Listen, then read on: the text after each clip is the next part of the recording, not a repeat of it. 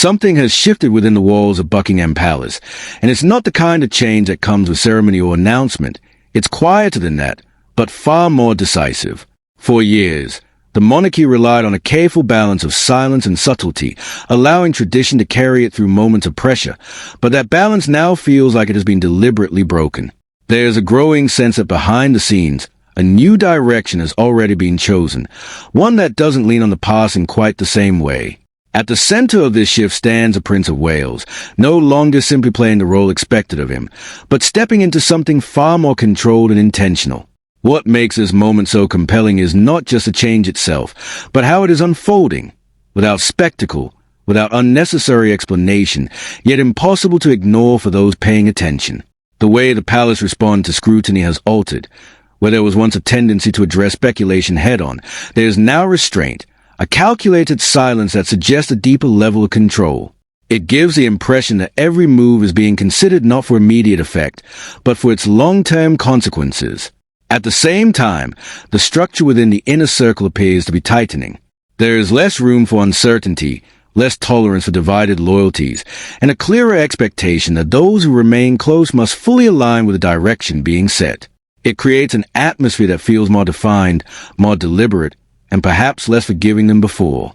Alongside this, there's a broader vision taking shape, one that seems focused on refining the monarchy rather than simply preserving it. The idea of a streamlined institution, one that prioritizes purpose over tradition for its own sake, has begun to emerge more clearly. It reflects an understanding that public trust cannot be assumed, that it must be maintained through relevance as much as heritage. This is not a dramatic reinvention, but a steady repositioning, carried out step by step in a way that avoids unnecessary attention while still achieving its aim. What makes it particularly striking is the sense that this is not a temporary adjustment. There's a finality to it, a feeling that certain decisions have already been made and will not be revisited. The possibility of returning to the old ways, of easing tensions or reopening doors that have been quietly closed, feels increasingly unlikely. Instead, the focus appears fixed on what comes next, on building a version of the monarchy that can withstand the pressures of a very different world. It is a strategy that may not satisfy everyone, and perhaps it isn't designed to, because at its core, it suggests a willingness to prioritize stability over sentiment, to make choices that may seem harsh in the short term but are intended to secure something far more lasting. For some, this will be seen as a necessary step, a sign of strength at a time when uncertainty could easily weaken the institution. For others, it may raise uncomfortable questions about how much can change before something loses its identity altogether. Yet regardless of where one stands, it is becoming increasingly difficult to deny that a new chapter is already underway. The tone has shifted, the approach has hardened, and the direction feels more certain than it has in years. What we are witnessing is not simply a response to current challenges, but a calculated effort to shape the future before it is shaped by outside forces. And that, perhaps, is what makes it so significant. Because once a course like this is set, it rarely turns back. The momentum builds, the decisions reinforce one another, and before long, what once felt like a subtle adjustment becomes a defining transformation. The monarchy, long associated with continuity and tradition, now finds itself navigating a moment that demands something different, something firmer, more controlled, and perhaps more decisive than ever before. Whether that approach will ultimately strengthen its position or create new challenges of its own remains to be seen. But one thing is clear. The shift is already happening, and it is happening with a level of certainty that suggests it was never meant to be temporary. Now, the real question is not whether this change is taking place, but whether it is exactly what the monarchy needs to endure in a world that no longer waits patiently for tradition to catch up. What makes this shift particularly striking is how controlled it feels, as though every step has been carefully considered long before it became visible to the outside world. There is no sense of panic, no hurried reactions to headlines or public pressure. Instead, there is a noticeable change in how communication is handled. The need to respond to every rumor has faded, replaced by a quieter, more deliberate approach that allows silence to carry its own weight. It suggests confidence, but also a clear intention to dictate the pace rather than follow it. Statements, when they do come, feel measured and purposeful, designed to reinforce a long-term direction rather than satisfy immediate curiosity. At the same time, the internal structure appears to be tightening. The idea of an inner circle is not new, but the expectations within it seem far more defined now. Loyalty is no longer implied. It is expected without hesitation. There is a sense that positions are being quietly clarified, that those close to the center understand exactly where they stand and what is required of them. Ambiguity has little place in this environment. It creates a sharper divide between those who are fully aligned and those who are not, and that divide does not appear to be closing. Alongside this, there is a broader shift in how the monarchy presents itself to the public. The emphasis seems to be moving away from tradition for its own sake and towards something more purposeful. Appearances, engagements, and messages feel more selective, as though each one is chosen to serve a specific role rather than simply maintain a presence. It reflects an awareness that attention alone is no longer enough. It must be paired with relevance. The idea of a more focused institution is beginning to take shape, one that prioritizes impact over scale. This approach does not reject tradition, but it does reshape it, placing it within a framework that feels more suited to the present moment. What stands out is the consistency of these changes. They are not isolated decisions but part of a pattern, each one reinforcing the next. There is a sense of discipline in how they are carried out, a refusal to be drawn into unnecessary distractions or short-term thinking.